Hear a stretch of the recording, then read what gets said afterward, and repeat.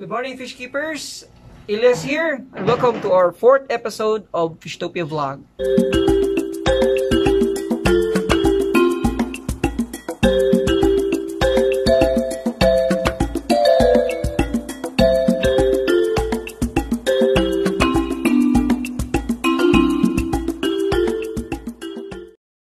For this episode, we're going to talk about how to make a DIY affordable filtration system for your pond or trapal ponds.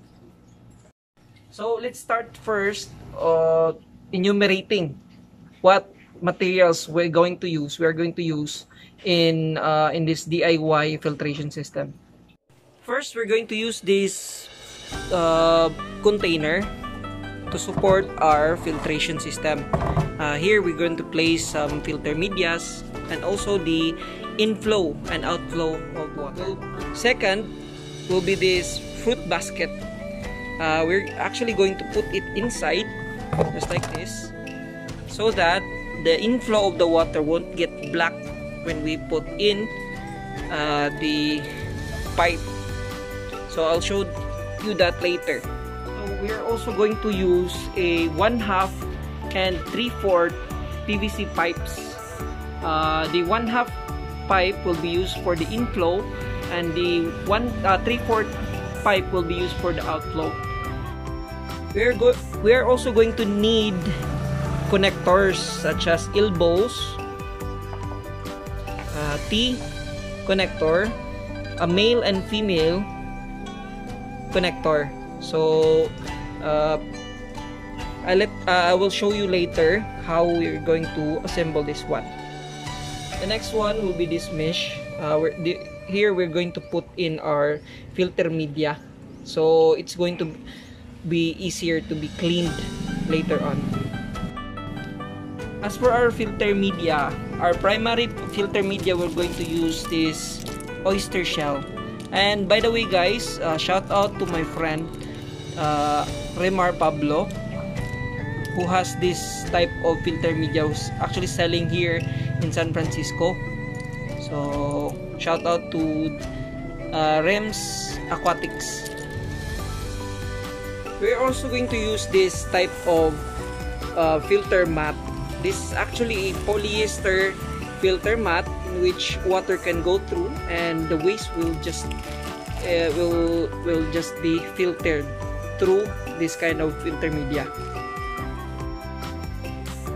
We're actually going to use also this charcoal, or what we call uling, but we don't use the coconut one, the coconut shell, but we're going to use a wooden charcoal. We're also going to use this particular saw. It is used for metal cutting, but we are going to use it later on to cut the PVC pipes. I'm also going to use a drilling tool to make sure that our PVC connector or our PVCs are fit. Also, we're going to use this measuring tape for our PVC pipes. A disclaimer to our younger audience, please make sure you have a supervision from adults, okay, in doing this filtration. Okay, our first step is to measure the height of our container. This is to make sure that our PVC will have the exact height. So we're going to, as you can see, it's actually just about 2 feet. So we're going to cut 2 feet of PVC pipe.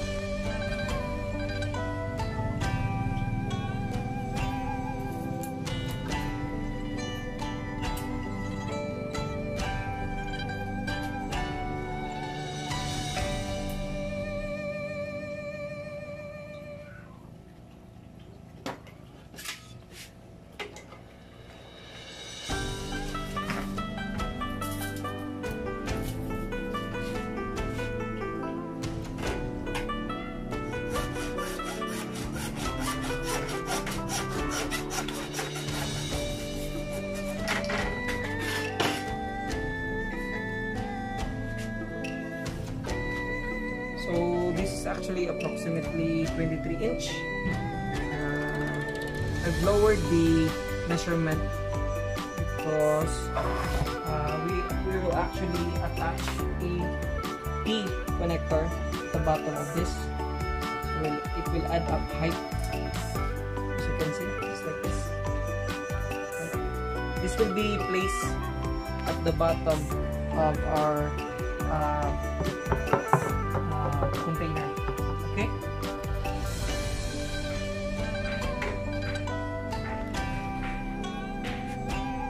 So once we cut in this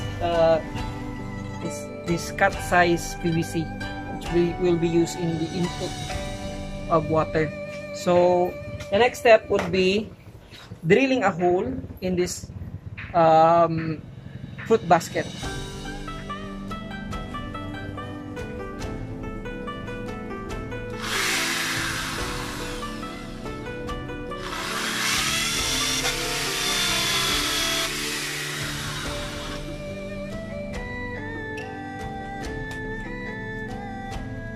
Okay, now we've drilled a hole in this fruit basket. It's actually going to fit in our PVC pipe. Like this. Right? And then we're going to place it here inside our container. Okay? By the way, we're also going to add up 2 PVC line here. This is actually to make sure that the water, that the output of the water will go through here in a swirling movement. Okay, I will show you later how we do this. So we're going also to add 2 length of PVC here, but it's going to be the same measure as this fruit basket. So since we're going to put it here, so we have to put a length of PVC here that will fit in our fruit basket. So now we have a 2 length of 4-inch PVC pipe. We're going to attach this in this T connector. Okay, just like this. And then we're going to use a elbow at the end of each PVC line. Okay, just like this.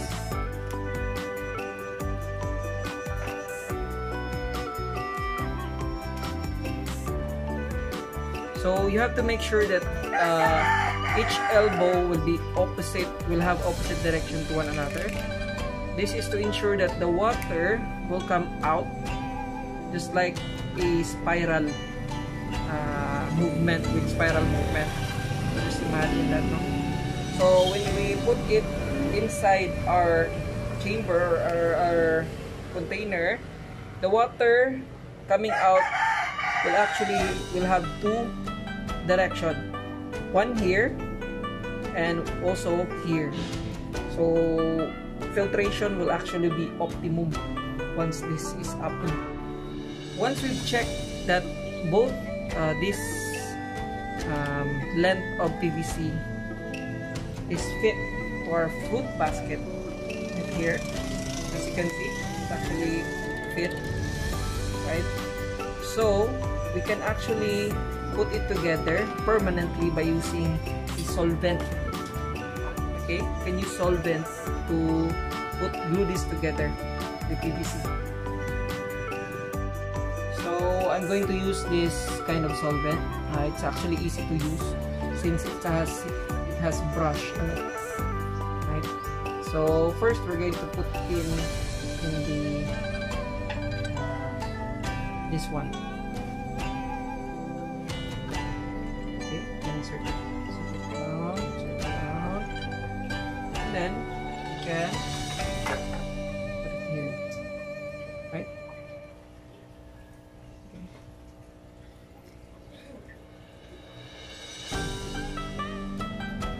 And then we're going to solvent also this part right here.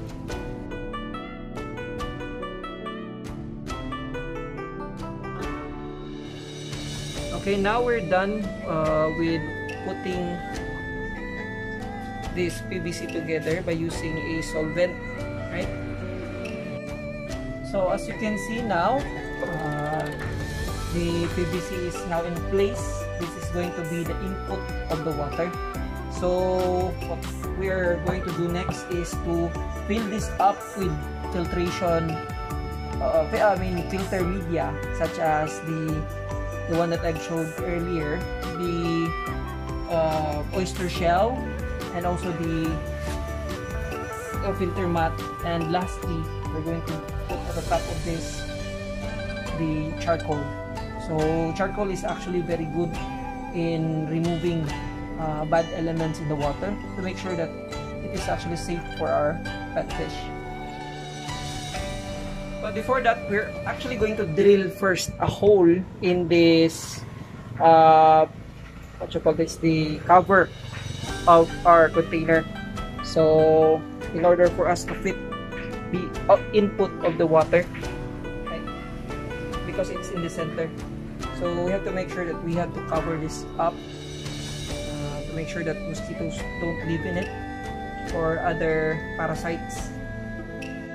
So now we've put a hole in the cover of the container, so it can actually fit like here. So we can actually cover it up without any problem. So now we're done with the input of the water. So as you can see here, you can easily remove that.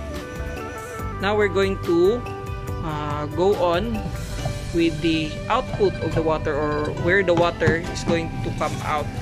So since this is going to be an outdoor type of filtration, we're going to put 2 holes here, for 2 holes just here and here, with a 3/4 PVC pipe. So here we're going to put in the male socket, so that we can prevent leaking of water. So now we're going to start drilling a hole in this part of the container, but make sure that the hole that you're going to drill is actually far from the top, because this avoids overflow of water, because sometimes one of the outflow might get blocked, so at least it won't actually the water won't rise up and overflow. So now we're going to drill a hole in this part of the container. Okay, this will be the outflow of water.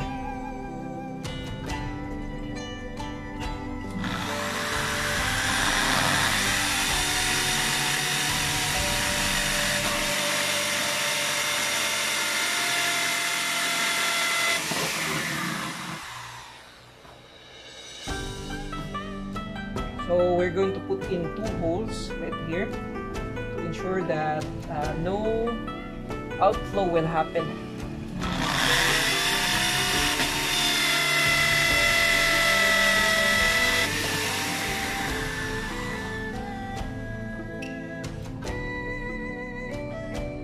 Now we're going to place in our male connector.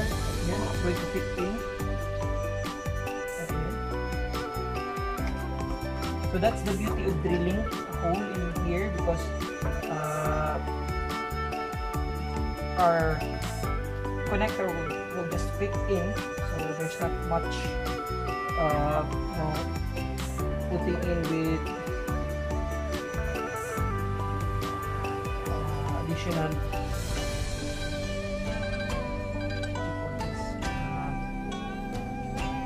silicone.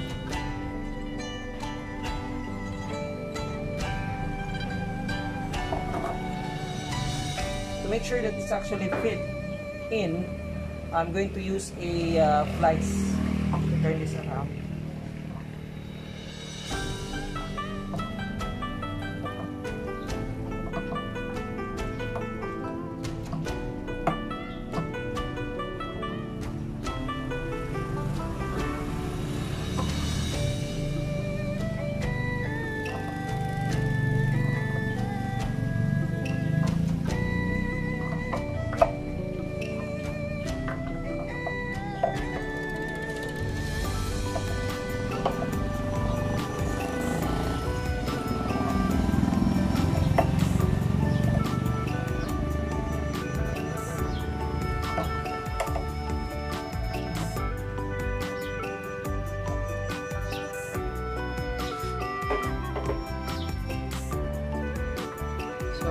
can see here, right, actually fit in. So this will be the outflow of water. So for additional lock, we're going to put in a female connector right here.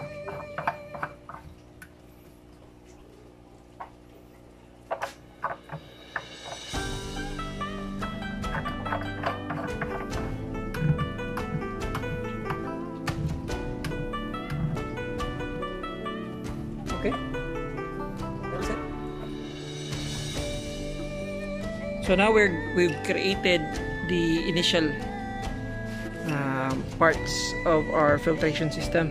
As you can see here, that's where the water is going to come in, and it will just rotate round and round for effective filtration. And once the water reaches at the top, this right here are going to be the outflow. We've chosen a larger PVC size to ensure that the water will not overflow in this filter, right? So we have also put in 2 holes to ensure that that does not happen.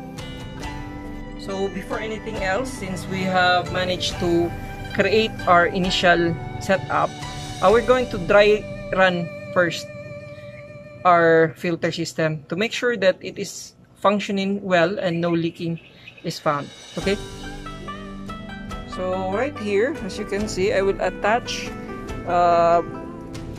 this setup to one of my old pumps. Okay, so we'll just have to place a elbow right here and link it up with our pump,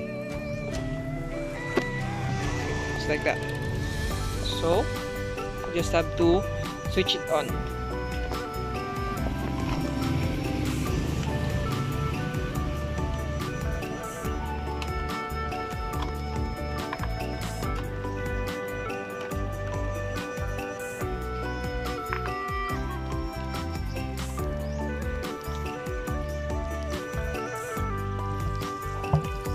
So as you can see, the water is starting to gush out from our output.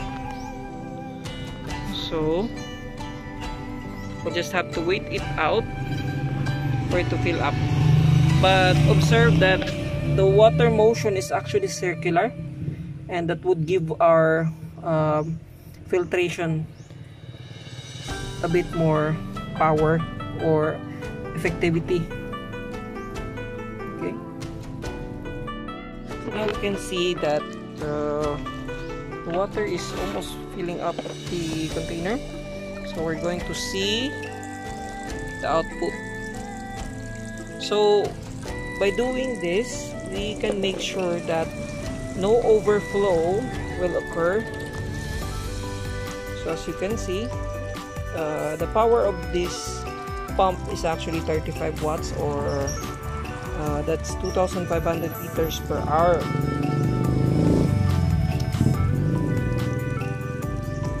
So as you can observe, overflowing. Water is actually pouring in good, nicely.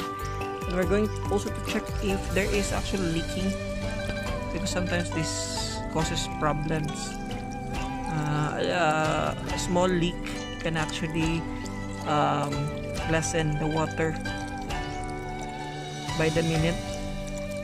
So compute that in a whole day scenario, it might actually lower the water significantly. So now we have done the water check, so we can now proceed putting in filter media. So we are now draining the water right here. So actually the drain is caused by the water coming out from the pump. After I switch off the pump, the water will gush out in the pump because due to gravity, it will suck out water from this container. So that would become a problem, especially when you have a tub or a pond, since the waste that has been filtered here might return back to your pond. So one simple solution for that is actually drilling a hole right here, okay, to make sure that no backflow will happen. Because once there is a hole here, the air will come in and it will not actually suck out the what's inside your filter. So the waste will stay in your filter and not going back to your pond. So while waiting for the solvent to dry in, we're going to actually pack our filter media in our mesh. So this mesh will actually help with the cleanup or maintenance. The maintenance will be easier when we put the filter media in these types of container.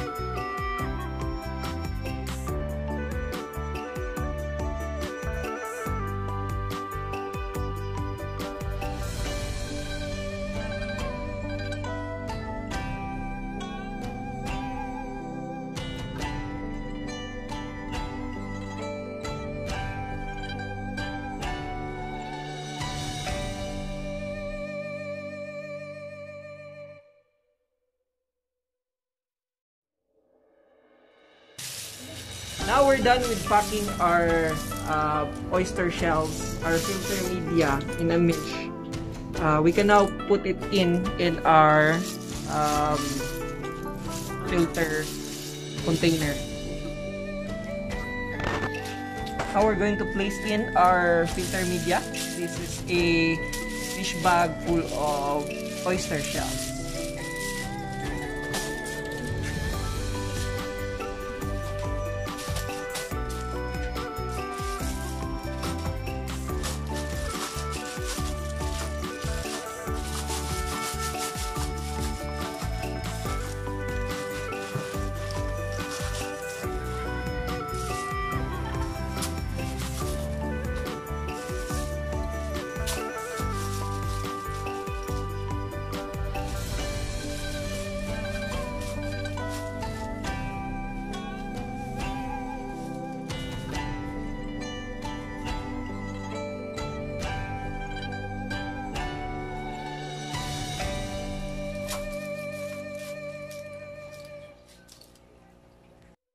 Now we are done with the oyster shell. We're going now to place this filter mat. So since it is long, we're going to cut it so it can fit in our filter box.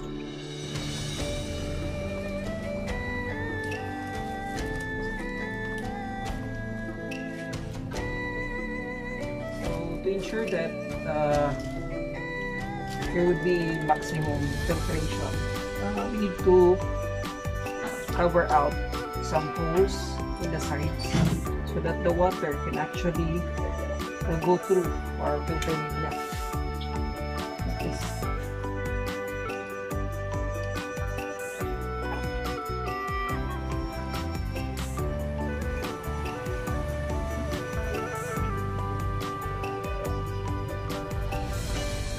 Lastly, we're going to put in our charcoal at the top. So I've chosen to put this at the top to make it easier to replace, since charcoal has actually a limit when it comes to filtration. So it can be beneficial at first, but later on, during its maintenance, it needs to be replaced. So I've actually put in the charcoal at the sides to make sure that water goes through it, and of course once the water touches or go through the charcoal, it automatically absorbs any impurities in the water that can harm your fish. So now we are done making our DIY affordable filtration system. So as you have noticed, it's very affordable, and the items or materials that's been used in this build is actually readily available in hardwares and other general merchandise store. So that's it. Don't forget to click the like and subscribe button below, and see you again next time. So we're going to talk about much smaller filtration. So how to optimize actually your top filter, as we have discussed in the previous video. So again, happy fish keeping.